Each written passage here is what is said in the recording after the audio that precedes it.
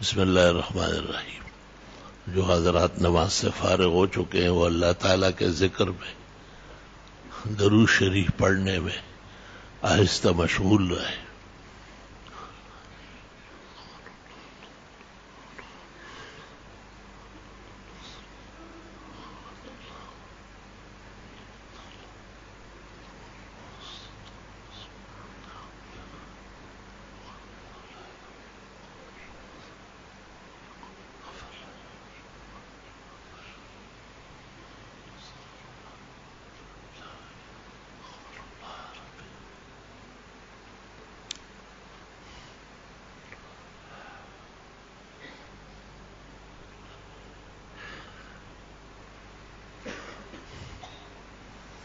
الحمد للہ حمدا کثیرا وسبحان اللہ بکرۃ واصیلا اللہ اکبر کبیرا اشہد ان لا الہ الا اللہ وحدہ لا شریک لہ واشہد ان سیدنا ونبینا ومولانا محمدا احمد عبدہ ورسولہ ارسلہ اللہ تعالی الی کافۃ الخلق بین یدی الساعۃ بشیرا ونذیرا وداعیا الی اللہ بإذنہ وسراجا منیرا۔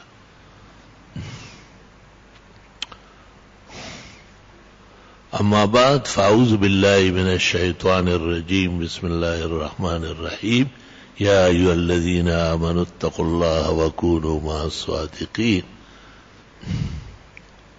وقال اللہ تعالی یا ایھا الذین آمنوا ان من ازواجکم واولادکم عدوا لکم فاحذروهم وإن تعفوا وتصفحوا وتغفروا فإن الله غفور رحيم إنما أموالكم وأولادكم فتنة والله عنده أجر عظيم فاتقوا الله ما استطعتم واسمعوا وأطيعوا وأنفقوا خيرا لأنفسكم ومن يوق شح نفسه فأولئك هم المفلحون إن تقرضوا الله قرضا حسنا يضاعفه لكم ويغفر لكم واللہ شکور حلیم عالم الغیب والشہادۃ العزیز الحکیم۔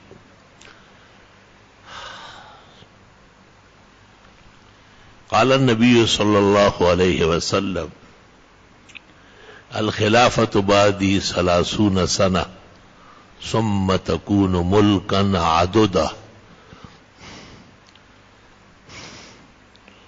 تلقته الفقهاء والمتکلمون وإن تكلم على أسانيدها وبعض رجالها المحدثون وقد يحكم للحديث بالصحة إذا تلقته الأمة بالقبول وإن لم يكن له إسناد صحيح كما هو مقرر في التدريب والتقريب والنخبة وشروحهم المعتبرة كالكفاية في الرواية والديانة في الأبانة۔ اللہم صل وسلم علی النبی وعلی آلہ واصحابہ وبارک وصل وسلم علیہ۔ آج کے درس میں نے جو آیتیں پڑھی ہے میری خواہش ہے کہ میں پہلے ان کا ترجمہ کرتا ہوں صرف، تاکہ میں آگے جو کچھ کہنا چاہتا ہوں اس کے سمجھنے میں سہولت ہو۔ پہلی آیت جو میں نے پڑھی ہے اس کو اللہ تعالیٰ نے سورہ توبہ میں کہا ہے کہ ایمان والو اللہ سے ڈرو، سچوں کے ساتھ ہو جاؤ۔ علماء کہتے ہیں سچوں کا پہلا طبقہ انبیاء ہے، دوسرے صحابہ ہے، تیسرے تابعین و اتباع ہے، اور چوتھے قیامت تک مجتہدین اور محدثین اور مفسرین اور صالحین اور متقین ہیں۔ جس طرح آپ کہتے ہیں کہ یہ ایک حق کام ہے تو کہتے ہیں حق کے 3 حق ہوتے ہیں، اس کو سمجھنا، اس پر قائم رہنا، اس کے خلاف سے بچنا۔ اللہ معرفتہ حق ہے تو آپ سمجھ بھی تو لے، والثبات علیہ ڈٹائی اختیار کرنا، اس پر ثابت قدم رہے، ادھر ادھر نہ ہو، ونفی ما عداہ اور اس کے خلاف اور دشمنوں سے اس کو چھڑانا ہے۔ یہ مطلب ہے کہ فلاں عالم حق ہے، فلاں مسلک حق ہے۔ اب آپ کو سمجھنا بھی ہوگا، آپ اس کے مطابق رہیں گے، اور کوئی اس کے خلاف بات کرے تو آپ کہیں ہاں اس طرح نہیں، آپ زیادتی کر رہے ہیں۔ اے ایمان والو اللہ سے ڈرو اور سچوں کے ساتھ ہو جاؤ۔ اصل میں واقعہ تبوک کا پیش آیا تھا اور اس میں کچھ لوگوں نے جھوٹ بول کر بہانے بنا کر پیغمبر سے پہلو تہی برتی اور اپنا خاتمہ برباد کیا۔ وَمِمَّنْ حَوْلَكُمْ مِنَ الْأَعْرَابِ مُنَافِقُونَ وَمِنْ أَهْلِ الْمَدِينَةِ مَرَدُوا عَلَى النِّفَاقِ يَعْتَذِرُونَ إِلَيْكُمْ إِذَا رَجَعْتُمْ إِلَيْهِمْ خامخواہ کے بہانے بنائیں گے، بہانہ ہے ہی نہیں۔ قد نبأنا اللہ من اخبارکم، اللہ تعالیٰ نے سب کچھ نبی کو بتا دیا ہے۔ اور کچھ صحابہ جیسے کعب بن مالک، مرارہ ابن ربیع، ہلال ابن امیہ، واقفیین، بدریین، باوجود صلاح فلاح اور زبردست ایمان کے سستی کے شکار ہو گئے۔ ان سے سستی ہو گئی، ایمان یا پیغمبر کی تصدیق و اتباع میں وہ کسی سے کم نہیں تھے، لیکن بر وقت جو کام ہونا چاہیے اس میں سستی بھی بہت خطرناک ہوتی ہے۔ ہاں؟ زمانے نے یہ ظلم بھی دیکھا ہے کہ لمحوں نے خطا کی ہے اور صدیوں نے سزا پائی، اور بڑے شان و شوکت سے ان کو سزا دے دی گئی، ان سے بائیکاٹ ہوا۔ کچھ آدمیوں نے اپنے آپ کو ستونوں سے باندھا کہ ہم سے کیوں یہ غلطی ہو گئی، لیکن اللہ جل جلالہ نے وہ 7 آدمی جو ستونوں سے بندھے ہوئے تھے، ابو لبابہ وغیرہ، اور 3 کعب ابن مالک و مرارہ ابن ربیع، ہلال ابن امیہ الواقفی، یہ سارے 50 دن کے بعد معاف ہو گئے۔ بڑا سخت وقت گزرا ہے۔ کعب ابن مالک طویل قصہ بخاری مسلم اور صحاح و سنن میں کرتے ہیں، لیکن انہوں نے سچ کا انتظام کیا، عہد کیا کہ نبی کے سامنے جھوٹ نہیں بولیں گے ہم، اور سچ نے ان کو بہترین انجام دلایا، اور تکلیفیں تو گزر گئی ہے۔ اب کعب کہتے بھی ہے بخاری میں کہ حضرت اگر میں کسی بادشاہ اور دنیا کے دارالحسن کے سامنے ہوتا تو مجھے خدا نے اس طرح قوت جدل دی ہے، قوت گویائی دی ہے کہ میں باتیں بنا کے جان چھڑا لیتا۔ وَأَمَّا أَنْتَ فَلَا، لیکن آپ کے سامنے نہیں، آپ پیغمبر ہیں، اللہ کے سچے رسول ہیں۔ آج میں جھوٹ بول کے کل وہی آ جائیے کہ آپ جھوٹا ہے، جس سے سینکڑوں منافقین کی گرفت ہو گئی۔ تو حضرت میرا کوئی عذر نہیں ہے، ہمیں بالکل مجرم ہوں، اور میں نے سستی کی ہے، اور جو اللہ کی طرف سے آپ کی طرف سے سزا ہو خند پیشانی سے سہوں گا۔ آپ غصے سے لبریز تھے، لیکن اس کی سچ سن کر کے آپ کا چہرہ انور کھل گیا۔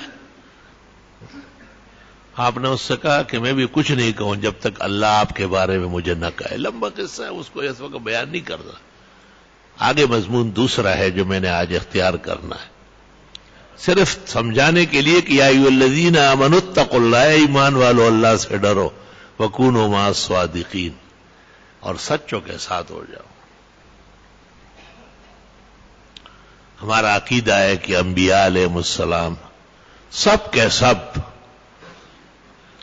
افضل الخلائق اور افضل البشر تھے، اور سب کے اسعد السادات حضرت محمد مصطفیٰ احمد مجتبیٰ وامین اللہ علی وحی السماء قائد الخیر کلہ فی الدنیا والعقبیٰ شافع الشفعاء یوم الجزاء خاتم الرسل والانبیاء سید الاولیاء والاتقیاء الی یوم الجزاء صلی اللہ علیہ وسلم۔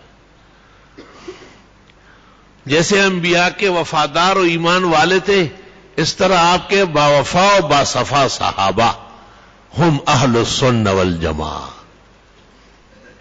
ابن شہاب زہری کا قول نقل کیا، عبدالرزاق صنعانی بخاری کا استاد ہے مسلم کا، وہ انہوں نے نقل کیا ہے کہ وہ ان سے پوچھتے تھے کہ صحابہ ہنستے تھے، کہاں ہنستے تھے؟ وَكَانُوا أَهْلَ السُّنَّةِ وَالْجَمَاعَةِ، لیکن اہل سنت والجماعت پختہ تھے۔ صحابہ نئے کپڑے بھی پہنتے تھے، تو انہوں نے کہا وَكَانُوا أَهْلَ السُّنَّةِ، پہنتے تھے لیکن اہل سنت کٹر تھے۔ شادی بیاہ میں تقریبات کرتے تھے جو سنت کے مطابق وَكَانُوا أَهْلَ السُّنَّةِ وَالْجَمَاعَةِ۔ اللہ اکبر. اہل سنت والجماعت جماعت ناجیہ کا نام ہے. وہ جو قرب قیامت میں بہت فرقے اور دھڑے بنیں گے اور ان میں ایک اللہ اور اللہ کے رسول کے دین کی رسی تھامے ہوئے ہوگا، وہ اہل سنت والجماعت. طلبہ تفصیلات دیکھنا چاہے تو امام المتکلمین امام محمد ابن عبد الکریم شہرستانی کی کتاب الملل والنحل ملاحظہ ہو، اور عبد القادر بغدادی کی الفرق بین الفرق، وہ بھی بہت ضروری ہے عالم و طالب کے لیے دیکھنا، تاکہ سچ اور جھوٹ کا فرق جاننے لگے. اللہ تعالیٰ نے بھی کہا ہے یا ایھا الذین آمنوا ان تتقوا اللہ یجعل لکم فرقانا، اے ایمان والو اللہ سے سچ مچ ڈرا کرو، اللہ تمہیں حق اور باطل، سچ اور جھوٹ، اچھے اور برے کی تمیز دے دے گا. فرقان راغب کہتے ہیں مفردات میں ما یفارق به بین الحق والباطل. زبیدی بلگرامی تاج العروس میں کہتے ہیں ما یمتاز به الحق عن الباطل. وہ اسی طرح مغرب میں اور لسان میں اور سارے اکابر لغت عربی نے اپنی اپنی شان خوب دکھائی ہے. تو ایک بات تو یہ ہے کہ آدمی کو صدق اور سچائی کا خیال کرنا ہے. وہ کبھی کبھی میں سناتا ہوں کہ امام اعظم ابو حنیفہ کے مناقب میں لکھا ہے کہ ایک آدمی بڑے بڑے اکابر اولیاء و فقہاء کے پاس چلا گیا اور وہ کہتا تھا جی میں یہ گناہ بھی کرتا ہوں، یہ بھی کرتا ہوں، یہ بھی کرتا ہوں، یہ بھی جتنے بڑے بڑے گناہ سب کا نام لیا، ایک بھی نہیں چھوڑ سکتا ہوں. آپ دین کے عالم ہیں، میرا علاج کریں. سب نے اس کو واپس بھیجا، بھگایا کہ جاؤ یہاں سے، تو گناہ چھوڑتے ہی نہیں، ہم کیا کریں. حضرت اقدس امام الائمہ سراج الامہ کہتے پوری دنیا کی عقل جو ہے نا سب سے وافر ہے انبیاء اور صحابہ کے بعد امام ابو حنیفہ کو اللہ نے دیا ہے، اعقل العقلاء ہے. دیکھیے موافق کردی کی مناقب امام اعظم لموافق الدین کردی. تو امام صاحب نے اس کو کہا کہ اتنے سارے گناہ کرتے ہو تو ایک بات بھی میری نہیں مانو گے تو میں ہاتھ کیسے ڈالوں گا؟ ہاتھ ڈالنے کے لیے تو مجھے گنجائش دو نا. اس نے کہا ٹھیک ہے ایک بات مان لوں گا جو بھی آپ کہیں گے. کہا جھوٹ بولنا چھوڑ دے، بس صرف جھوٹ نہ بولا کر، اور روز آ کر کے شام کو یا صبح سویرے مجھے بتاؤ کہ کل سے اب تک کتنے گناہ ہوئے ہیں. رات کو یاروں نے مجلس سجائی اور شراب کا دوست نے گیا، صبح ابو حنیفہ نے بلایا ہے. میں ان کو کہوں گا اتنے بزرگوں کہ میں نے شراب پی، میں نہیں پیتا. پھر شراب تو ویسے نہیں پی جاتی، اس کے بعد اور بھی ناکارہ افعال ہوتے ہیں. تو اس نے کہا صبح ابو حنیفہ کے سامنے جا کے دنیا بیٹھی ہوتی ہے علماء کبار کہ میں نے رات کو یہ کام بھی کیا ہے، پھر چوری، پھر یہ وہ. مورخین لکھتے ہیں، سیمری تاریخ امام اعظم میں لکھتے ہیں کہ ایک ایک کر کے تمام گناہ اس شخص کے چھوٹ گئے.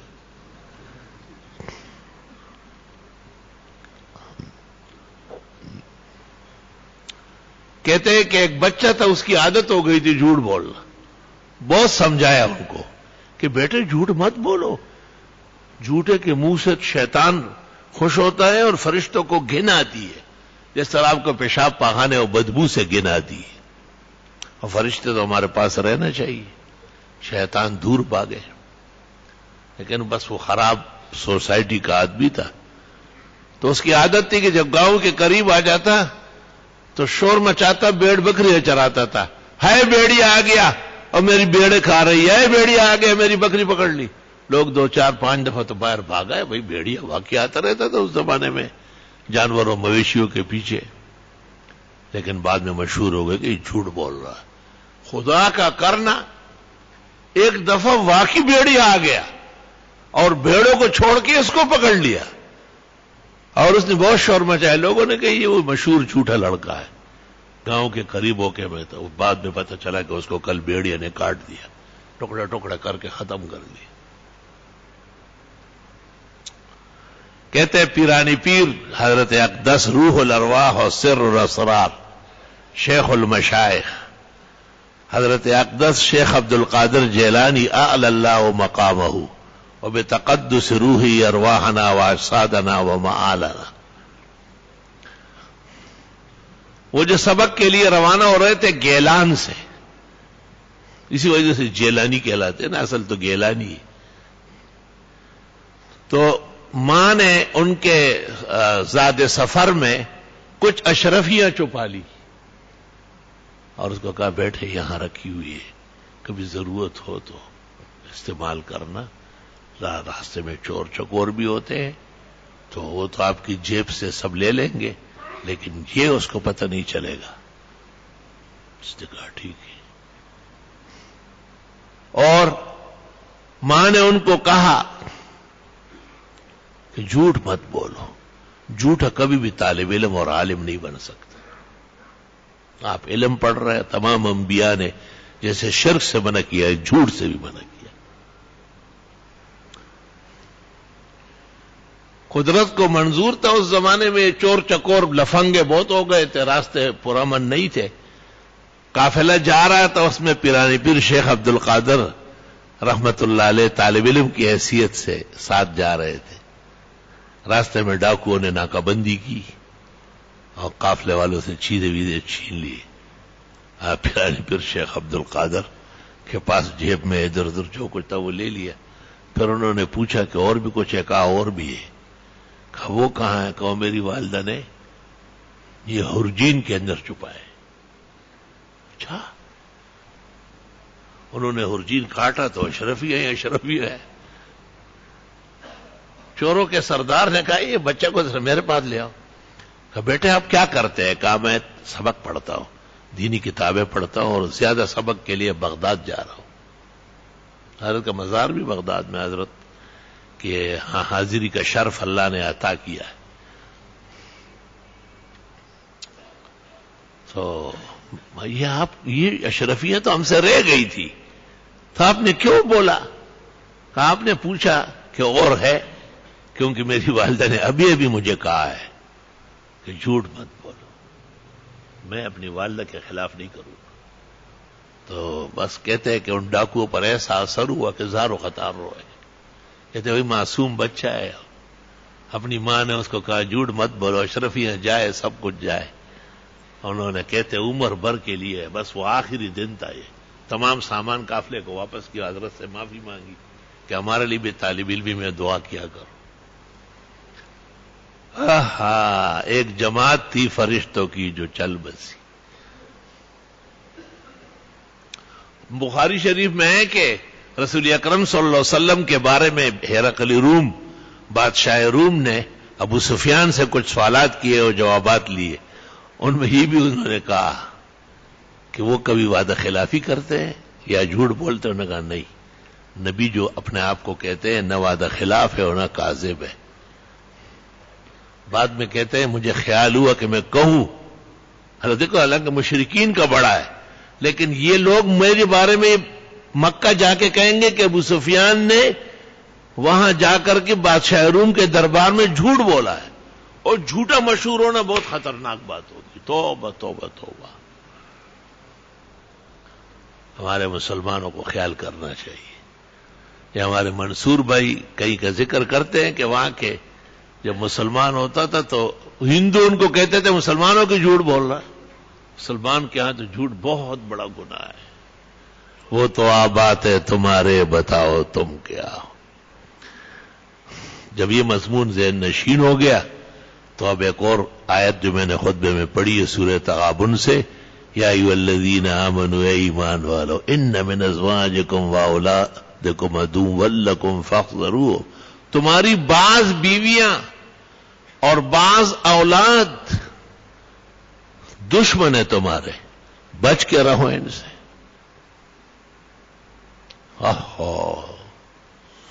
وَإِن تَصْفَحُوا وَتَغْفِرُوا وَتَعْفُوا، اور اگر تم درگزر کرو، معاف کرو، رہنے دو، فَإِنَّ اللَّهَ غَفُورٌ رَحِيمٌ، اللہ بھی تمہارے جرائم معاف کرتا ہے. یہ عجیب بات سنو کہ بیوی اور بچوں کے بغیر آدمی زندہ رہ ہی نہیں سکتا، کیونکہ بیوی سے گھر آباد ہے، بیوی سے بچے پیدا ہوئے، بیوی انتہائی محبت کا ٹھکانہ ہے. تاکہ مومن مسلم گناہ نہ کرے.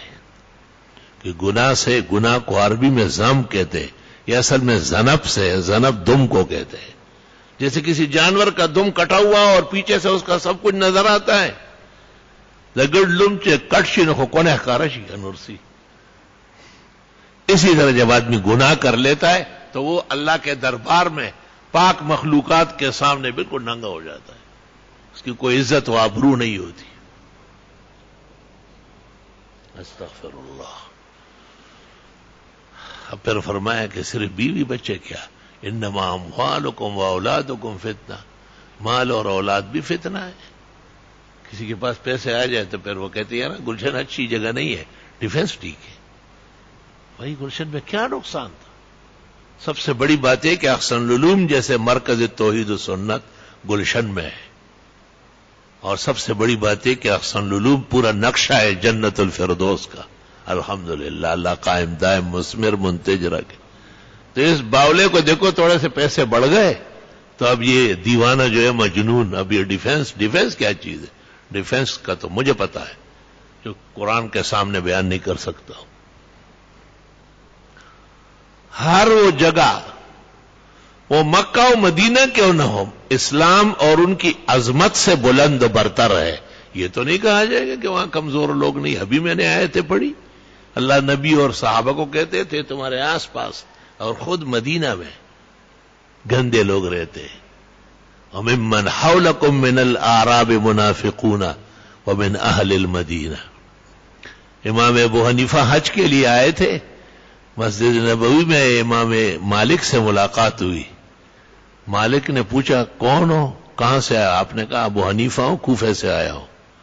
انہوں نے کہا الکوفی لا یوفی، کوفہ والے بڑے غدار ہیں. علی کو قتل کرایا، حسن کو قتل کرایا، حسین کو قتل کرایا. کوئی اور کام ہی نہیں سوائے شرارتوں کے. امام اعظم رحمت اللہ علیہ نے جواباً کہا وَمِمَّنْ حَوْلَكُمْ مِنَ الْأَعْرَابِ مُنَافِقُونَ وَمِنْ أَهْلِ الْمَدِينَةِ. امام مالک نے شاگردوں کا یہ واقعہ ابو حنیفہ ہے.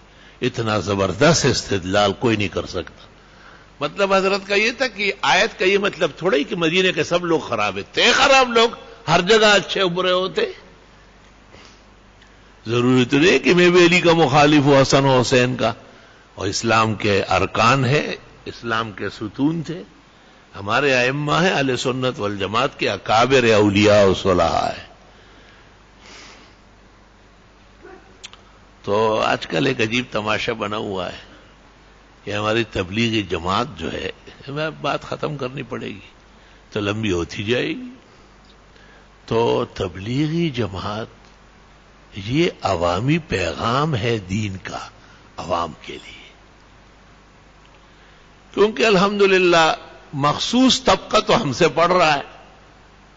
ان سے زیادہ ذرا تھوڑے سے اور عام ہو جائے تو وہ جمعے میں، شب جمعے میں ہم کو سن لے.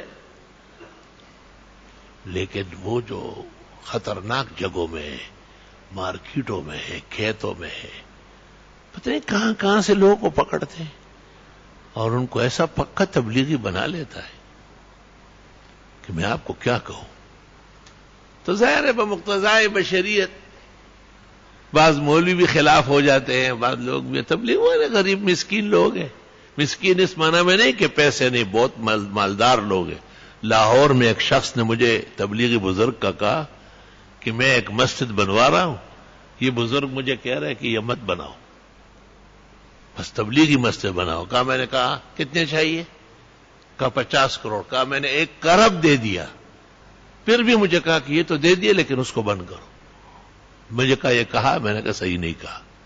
یہ آپ نے جو کام کیا کہ 1 کروڑ ان کے ہاتھ میں رکھا، بہت اچھا کیا. ایک اور دے دو شاید پیاس بجھ جائے. اسی بزرگ نے باقاعدہ تبلیغی متمولین کو لکھا ہے کہ آپ اس مدرسے کا چندہ دیں جس کا محتمم تبلیغ میں وقت لگا چکا ہو. مولانا تقی عثمانی مدظ اللہ نے وَعَفَى اللَّهُ أَمَّا لَهُ زَلَّاتْ فِي الْبَنْكِ وَأَمَّا سِوَاهُ وَهُوَ حَرِيٌّ أَن يُقَلَّدَ. انہوں نے البلاغ میں ایک مضمون لکھا ہے، اس کا نام ہے درد و غم کے آنسو. وہ خط کی کاپی شائع کی ہے. خیر ہم بھی وقتاً فوقتاً تبلیغی بھائیوں کو کہتے ہیں کہ اکو بکو سندر بکو نہ لڑاؤ. عوامی جماعت ہے اور عوام میں عجیب بات ہے کہ وہ آگے بڑھتے ہیں. پتہ نہیں مولویوں کو کیا ہوا کہ یہ پیچھے رہتے ہیں. تو ایک بات آج میرے اصولی یاد رکھیں کہ تبلیغی جماعت کی بنیاد وہ خیر اور ہدایت اور رشد پر ہے. بما بہت ساری غلطیوں کے یہ خیر قیامت تک رہے گی انشاءاللہ، اور اس سے گھر مسجد مدرسے دنیا آباد و شاد رہے گی. ہمارے حضرت اقدس فقیہ الامت محمود الملت والدین مولانا مفتی محمود صاحب جب تذکرہ کرتے تھے فرماتے تھے ہماری تبلیغی جماعت، اس طرح اس حضرت کا تلفظ تھا کہ ہماری تبلیغی جماعت، تاکہ طلباء علماء سن لے اور بیگانگی ختم کریں. تو یہ تو ہمارے دل پر نقش ہو چکا ہے. جب قبر سے اٹھیں گے تو بھی کہیں گے تبلیغی جماعت ہماری ہے اور ہم تبلیغ کے خادم اور نوکر ہیں، ان کے مداح اور مدح سرا ہے. تو بہت ساری باتیں ایسی ہیں جو کمزور ہیں، اور کمزوری کہاں نہیں ہے. مدرسوں والوں کا احتساب کریں گے وہاں بھی غلطیاں نکل آئی. ایک مولوی نے آج ہی مجھے کہا کہ تبلیغ والوں نے یہ شروع کر دیا کہ کہتے ہیں کہ جی اس کے حق میں وصیت ہے، یہ مرحوم کا پوتا ہے، مرحوم کا نواسا ہے، بیٹا ہے، یا یہ اس کا پیر ہے. تو بس یہ آگے وہ کہا. میں نے کہا یہ کس کو کہہ رہے ہیں؟ کہتے ہیں ہمیں. میں نے کہا نہیں آپ کو نہیں، یہ تو عورتوں کو کہہ رہا ہوگا، ہجڑوں کو. تمہیں سزا نہیں ملنا چاہیے کہ تم نے نور الازا، قدوری، کنز، شرح وقایا، ہدایہ، مراقی، تحتاوی، ہندیہ، قاضی، بزازیہ، بحر، نہر، تنقیح، تمہید، محیط، بدائع، مبسوط، ساری کتابیں آپ کے کہہ رہے ہیں کہ فالأعلم احق بالامامہ وامام الحی احق بالصلاۃ علی المیت من الولی والوصی. ولی اور وصی کے ہوتے ہوئے محلے کا امام پڑھا ہے. یہ میں نے کہا بغزری تو نے چڑیاں پہنی ہوئی، بے شرم بے حیا الزام تبلیغ کو لگاتے ہو. اس نے تجھ جیسے بے ضمیر کو دیکھ کر اپنی وہ جعلی فقہ آگے بڑھائی. تو آپ کا فرض تھا کہ آپ کہتے کہ ہاں یہ نور الرضا فقہ کی کتاب ہے، سبق پہلی کتاب ہے، یہ لکھا ہوا ہے بادشاہ یا اس کا نائب، ورنہ پھر امام الحی. امام الحی محلے کا جو امام ہے اس کے سامنے بیٹا، نواسا، پوتا، بھائی، والد، حتی ابوہ، باپ کیوں نہ ہو وہ بھی آگے نہیں ہوگا. اور اگر کسی نے کوشش کی سب گناہگار ہوں گے. اندیشہ ہے کہ اس گناہ کی سزا مردے کو نہ ملے اگر اس سے غلطی ہوئی ہو. تو علماء کہتے ہیں اس وجہ سے علامہ شامی کہتے ہیں کہ ان الوصیۃ بالصلاۃ علی المیت باطلہ، ایسی وصیت ہی باطل اور ڈس میں سے وہ پڑھا ہے وہ پڑھا، یہ اس کا کام نہیں، یہ فقہ و فقہاء کا کام ہے. تو میں نے اس مولوی کو کہا کہ تو آپ کا فرض تھا کہ آپ کہتے کہ فقہاء و فقہ میں تو یہ لکھا ہوا. تبلیغ والے مولانا الیاس کے ماننے والے، مولانا زکریا شیخ الحدیث کے ماننے، مولانا یوسف کاندیلوی کے ماننے والے، وہ ہمارے تمام بزرگوں کو مان رہے ہیں. لازماً فقہ حنفی ان کو ماننی پڑے گی. پھر میں نے ان کو ایک مثال دی. میں نے کہا یہ تبلیغی اپنی کتاب کا درس دیتے ہیں بڑے شوق سے. اب وہ مولوی جو قرآن کا درس دیتے وہ صرف نام کا درس قرآن ہوتا ہے، پوئی گی موئی گی پھٹکی نہ اسے آزر آؤ بازر باؤ آ باباؤ دئی پہ قرآن پوئی گی نہ سرل. میں نے کہا قرآن کا درس تم دے تو سب سے زیادہ خدمت تبلیغ والے کریں گے. میں خود تبلیغی مسجد میں امام ہوں. ہمارے منشور میں لکھا ہے کہ یہاں پر تبلیغ کا عمل دخل رہے گا. اب میں نے لکھوایا الحمدللہ، منشور میں نے بنایا ہے الحمدللہ. تو کمزوریاں تو کس میں نہیں ہے بھائی.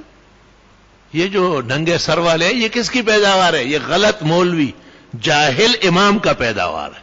یہ جو آستینوں والے ہیں ہمارے صفوں میں کھڑے ہوتے ہیں، جی السلام علیکم جی، اس کو یہ پتہ ہی نہیں کہ وہ بدھڑو یہ قمیض جو تو نے پہنی ہے تو جب گٹر لائن میں غوطہ لگا اس وقت پہنو. یہ مسجد میں یہ جو آپ بولتے نہیں ہیں تو غریبوں کو پتہ ہی نہیں. آج برا مان لیں گے، کل کہیں گے ہاں بھائی سر ڈھکنا ضروری ہے. مسلمانان عالم کا شعار ہے کہ وہ نماز ادب سے پڑھتے ہیں، احترام سے پڑھتے ہیں. آج نہیں، کل وہ درزی کو کہے گا نہیں بھائی مجھے آپ آستین والے نہیں چاہیے. ہمارے مذہب کے رہنماؤں نے مجھے منع کیا ہے کہ اس میں نماز میں فرق آئے گا. تو ہم خود تو محنت کرتے نہیں ہیں اور جو ہماری ڈیوٹی ہے وہ پوری نہیں کرتے. الحمدللہ اللہ تعالی علماء دین کو، طلباء کو، ہمارے تبلیغی بھائیوں کو بہت اچھے کام کی توفیق دے. تو ایک تبلیغی جماعت کا احتساب کیوں ہو رہا ہے؟ میں نے خود ایک موقع پر بھائی عبد الوہاب جو اس وقت اولیاء کا سرتاج ہے اور نیک بہترین خادم دین ہے، میں نے کہا آپ کی اصلاح کون کرے گا؟ تو بھی تو بالکل بے خبر ہے. تو مجھے کہا یہ ایک بات احسان نے بتائی، دیکھو میں نے بٹن پٹی صحیح کی. میں نے کہا حضرت معافی چاہتا ہوں، میرا مطلب صرف احساس دلانا تھا.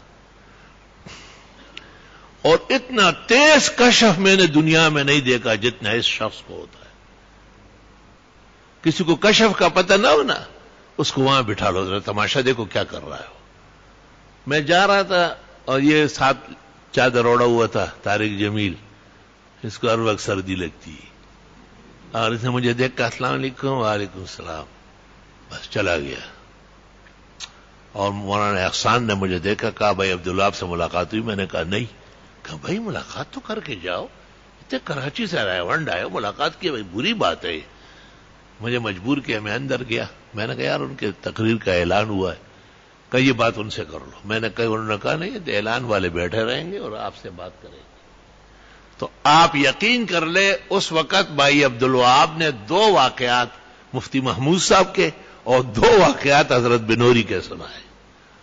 اس پورا پون گھنٹے میں 2 واقعات سنائے.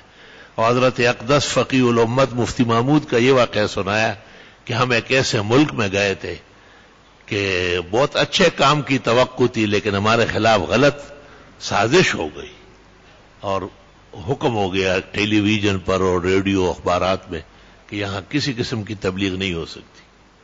یہاں تک کہ جو ہمارے جان پہچان کے لوگ تھے وہ بھی ہمیں اپنے گھروں میں نہیں رکھتے تھے کہ فلاں ہوٹل میں بیٹھو ہم آ رہے ہیں وہاں، کیونکہ ان کی نوکری یہاں باہر رہنے والے لوگ تو بہت کچے نوکری اور کچے مقام کے ہوتے، وہ پختہ تو ہو ہی نہیں سکتے. پختہ تو آدمی انور شاہ صاحب طالب علموں کو کہتے تھے اتنا سا کھاؤ لیکن اپنے وطن جاؤ تاکہ عزت سے رہو.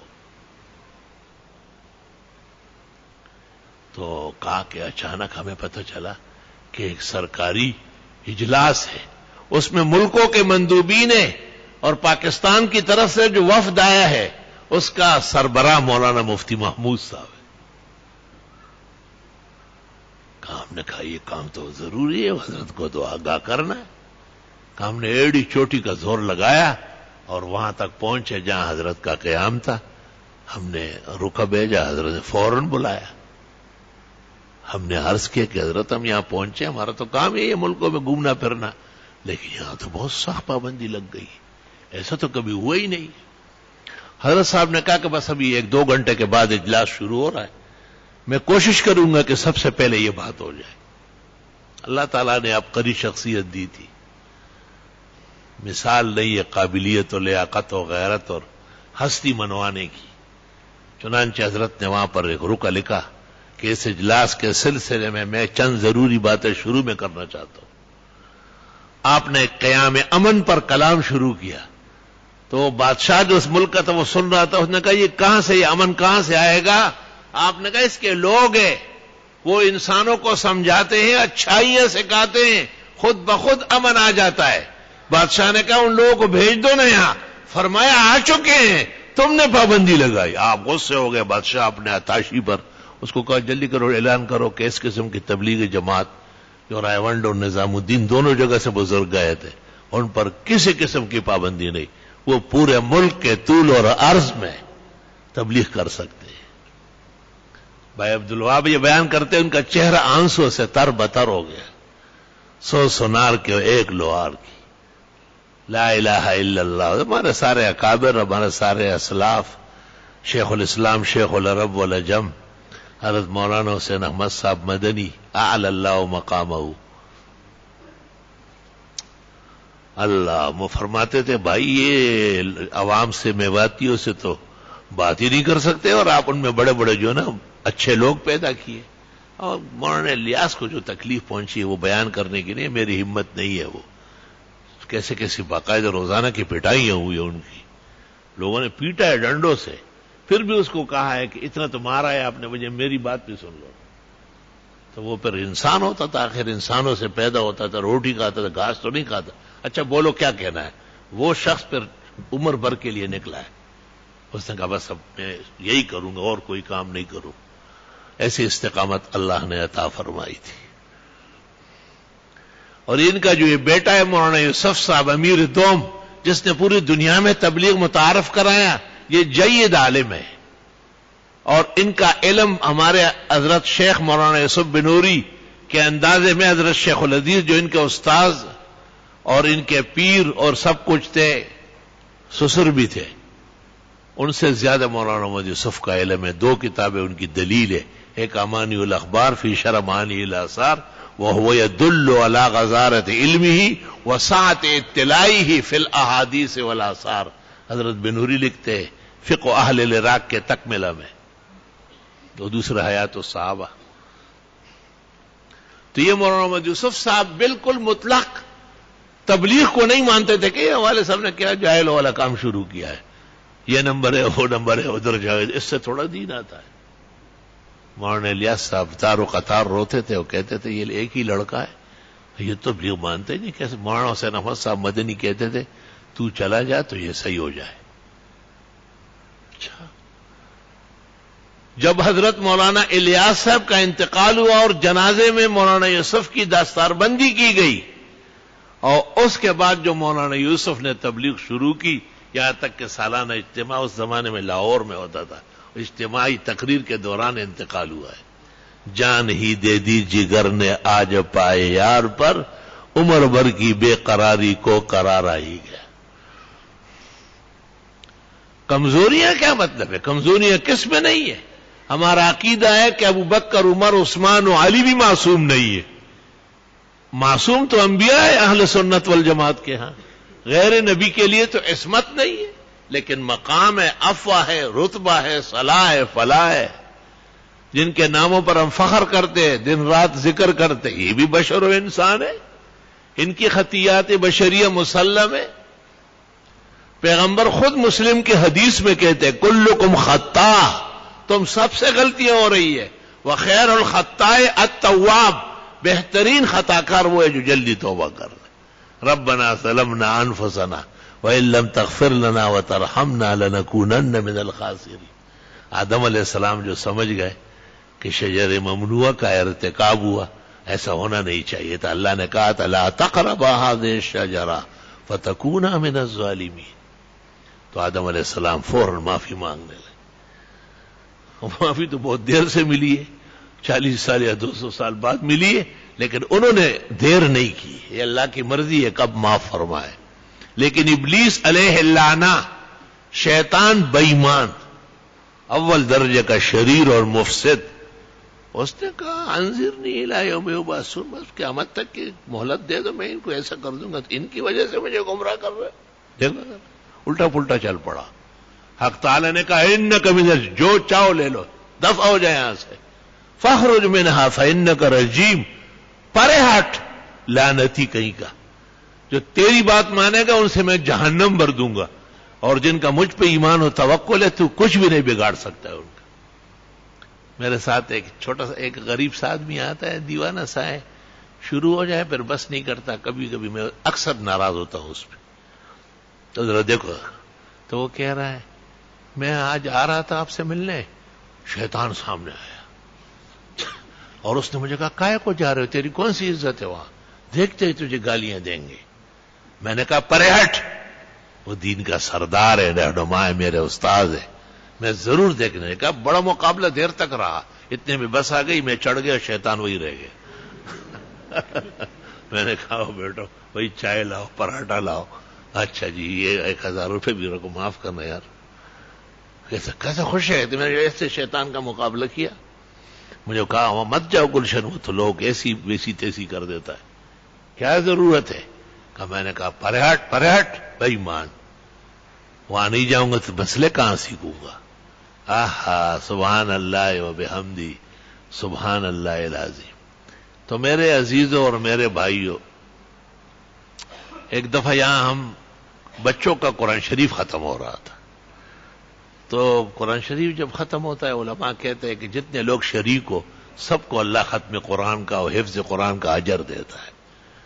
تو اتفاق سے یہ ذرا مصروف لوگ ہے نا، اہل دنیا ہے تبلیغی، یہ دیکھا کہ آج تو کتاب والی دال نہیں گلے گی، مولانا نے مجلس لگا لی تو یہ روانہ ہو گئے۔ میں کہا دیکھو تبلیغ والوں کو بھاگ رہے ہیں، قرآن سے ان کی دشمنی ہے۔ یہ کسی نے نقل کیا، بھائی یہ تو وقتی بات تھی یار، وہی لوگ ہمارے کام آ رہے، وہی ہمارے الحمدللہ ہاتھ پیر ہے۔ مقصد یہ تھا کہ درس قرآن یا قرآن سے متعلق بچے کا ختم، یہ آپ کی بھی تو خوشی ہے۔ کئی سننے میں آتا ہے کہ جی قرآن کے درس پر ناراض ہوتے ہیں، وہ تبلیغ کا ہونا چاہیے۔ بھائی ناراض کیوں ہوتے ہیں؟ آپ قرآن والے مولوی و امام نے قرآن کو اس مقام تک پہنچایا ہے کہ ایک جٹ جاہل تبلیغی آپ کے سامنے کہتا ہے کہ قرآن کے درس کی ضرورت نہیں ہے، اور تبلیغ نصاب شیخ الحدیث نے لکھی بڑی اعلیٰ ہے، وہ ہم پڑھیں گے۔ تو آپ حکم ظاہر کریں کہ جو قرآن پر کسی چیز کو ترجیح دے وہ مسلمان رہتا ہے یا نہیں، اور اس کا نکاح برقرار ہے یا دوبارہ ہوگا، وہ مومن گناہگار ہے یا مرتد ہے۔ یہ آپ کا کام تھا، آپ نے یہ کتابوں کے ذریعے کیوں نہیں سیکھا؟ ہمارے بزرگ ساتھی ہے مولانا احسان، بہت اللہ ان کو صحت شفا دے، بڑے پیارے ہیں۔ حضرت کو ایسی مسجد معلوم ہے جہاں 100% نمازی ہو؟ ایک دفعہ میں نے سنا، میرے مہمان بھی ہے، دوبارہ سنا سہبارہ، جب 3 دفعہ کہا خلا میں پیراؤس پڑ گا۔ میں نے کہا سوال کرتے ہوئے پہلے عقل سے اور دین سے سوچا کرو، یہ سوال آپ کا قرآن کے خلاف ہے۔ قرآن میں ہے کہ نبی کے زمانے میں سب نمازی نہیں تھے، بلکہ بغیر نماز کے لوگ تھے۔ اذا قاموا الی الصلاۃ قاموا کسالى، اور یہ سوال آپ کا پیغمبر کے خلاف ہے۔ بخاری شریف میں پیغمبر کہتے ہیں کاش کہ تمہیں ایک چکنی ہڈی ملتی، نہ عشاء کی نماز میں دیر کرتے اور نہ فجر کی نماز۔ میں نے کہا 100% نمازی، یہ اقسام ہے ہمارا۔ تو جناب نبی کریم صلی اللہ علیہ وسلم یہاں تک فرماتے ہیں کہ میرا دل چاہتا ہے کسی اور کو کہوں کہ وہ نماز پڑھائے، اور جو لوگ گھروں میں ہیں اور پیغمبر کی مسجد اور پیغمبر کی جماعت میں نہیں آئے ان کو گھروں سمیت آگ لگا کے جلسا دوں۔ تو میں نے مولانا کو کہا یہ آپ کے علم میں نہیں آ رہی ہے؟ کہنے لگا معافی چاہتا ہوں، غلطی ہو گئی۔ میں نے کہا اس طرح ریونڈ کی برتری آپ بیان نہیں کر سکتے، ریونڈ ہمیں معلوم ہے کہ وہاں رات کو کیا کیا پکڑے جاتے ہیں وہ سب کو، لیکن کہیں گے نہیں۔ آنکھ جو کچھ دیکھتی ہے لب پہ آ سکتا نہیں، محو حیرت ہوں کہ دنیا کیا سے کیا ہو جائے، بس اپنے حدود میں رہے۔ بہرحال یہ بات میں نے اس لیے کہی کہ ایک دوست نے پہلے مجھے ایک کتاب لا کے دی، پھر مجھے کہا کہ یہ کتابیں یہاں طلباء کو تقسیم کرنی ہے۔ میں نے جو کتاب پڑھی تو وہ تبلیغ کے خلاف ہے۔ ہم تبلیغ کی اصلاح چاہتے، تبلیغ کا فنا نہیں چاہتے۔ ہم تبلیغ کو دین کا اہم رکن و مرکز سمجھتے ہیں۔ تبلیغی کاموں میں تمام میادین میں ہم ان سے مطمئن ہیں، 6 روزہ 10 روزہ 20 روزہ چلہ اور 4 مہینے اور 7 مہینے اور سال بھر، تمام ہمارے بزرگوں کی ترتیب ہے۔ اور کبھی کبھی ریونڈ جانا، ان کے اجتماعات میں شرک کرنا ایمان و نیک اعمال کے باعث ہے۔ اس کتاب سے مجھے سراسر اختلاف ہے، ہمارے طلباء کو اس کی تقسیم کی اجازت نہیں ہے، نہ قیمتاً نہ ہدیتاً۔ ناز برا کن کے طلبگار توس، اتنا نہ بڑا پا کئی داماں کی حکایت، ابا کو ذرا دے کو ذرا بند آباد ہے۔ الحمدللہ رب العالمین، نستغفرک اللہم ونسألک السلام والعافیہ، لا الہ الا اللہ وحدہ لا شریک لہ، لہ الملک و لہ الحمد وعلی کل شیء قدیر۔ اللہ تعالیٰ اس قسم کے لوگ اگر غلطی اور کوتاہی کی وجہ سے ناحق مخالفت کرتے اہل حق کی، تو اللہ ان کی کوتاہی ان پر واضح کرے اور ان کو توبہ کرنے کی توفیق دے۔ اور اگر وہ قصداً دین کے دشمن بن کر تبلیغ کی بدخواہی کرتے یا مدرسوں کی علماء و طلباء کی یا جہاد کی، اللہ انہیں عقل دے، ایمان دے، سلامتی دے، اور ان کفری اسباب سے اللہ انہیں محفوظ فرمائے۔ مدارس دینیہ کی آواز، تعلیم و تربیت، علماء اور جہاد کے ثمرات اور برکات، جو سچا جہاد ہے، لوگوں کے اشاروں پہ چلنے والے وہ مجاہدین نہیں، وہ مفسدین ہیں، اور وہ جہاد نہیں ہے، فساد ہے۔ جو واقعی جہاد ہے اور علو کلمت اللہ کے لیے آگے ہوئے ہیں، اللہ آسمان و زمین سے ان کی مدد فرمائے اور ہر جگہ ان کو اسلامی طرز حیات کی حکومت بنانے کی توفیق دے، اور پاکستان، افغانستان اور عراق میں اللہ حالات سازگار بنائے، مضبوط قسم کے اسلام کی اللہ تعالیٰ یہاں داغ بیل ڈالے، اس میں مدارس، اس میں تبلیغ، اس میں جہاد، مجاہدین، تمام دین کے ارکان اور خیر خواہان موجود رہے۔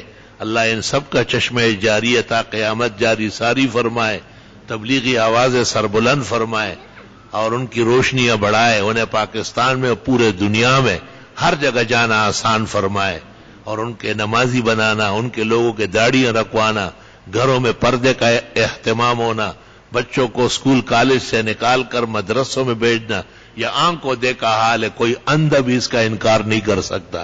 اللہ تعالیٰ ان کی برکتیں اور بھی بڑھائے اور ہمیں ان کے معاونت اور مساعدت کی توفیق عطا فرمائے۔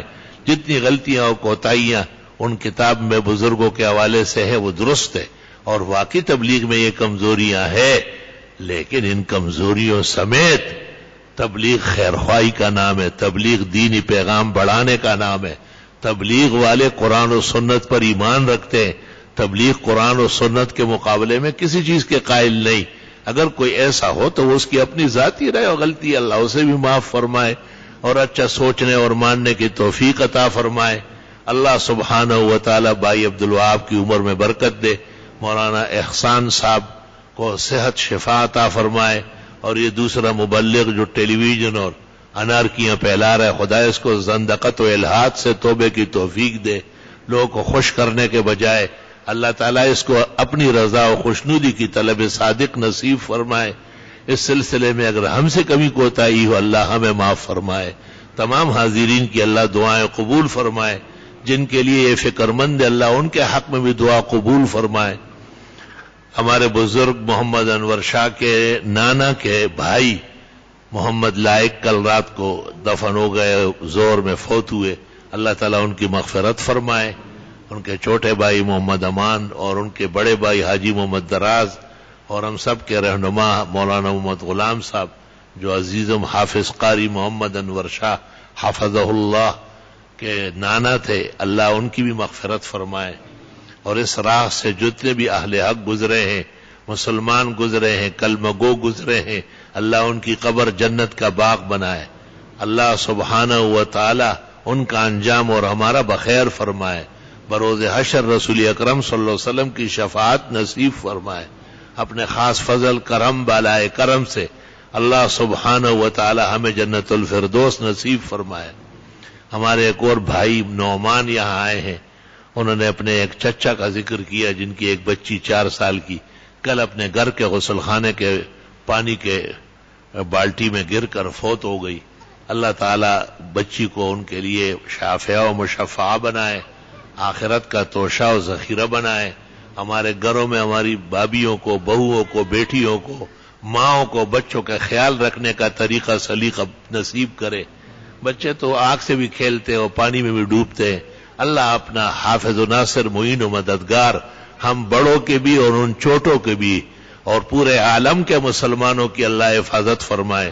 القدس کو بہت جلدی یہودی استبداد اور امریکی بیڑیوں سے نجات دے، حرمین شریفین کی اللہ حفاظت فرمائے، ہمیں حج عمرہ و زیارات کے لیے بار بار آنا جانا نصیب فرمائے، اور خوب خوب اللہ توفیق مرحمت فرمائے۔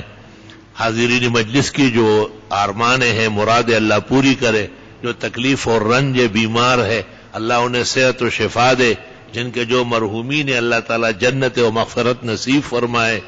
فاللہ خیر حافظا وهو ارحم الراحمین، ما شاء اللہ لا قوة الا باللہ، سبحان ربک رب العزت عما یصفون وسلام علی المرسلین والحمد للہ رب العالمین، وصلی اللہ تعالی علیہ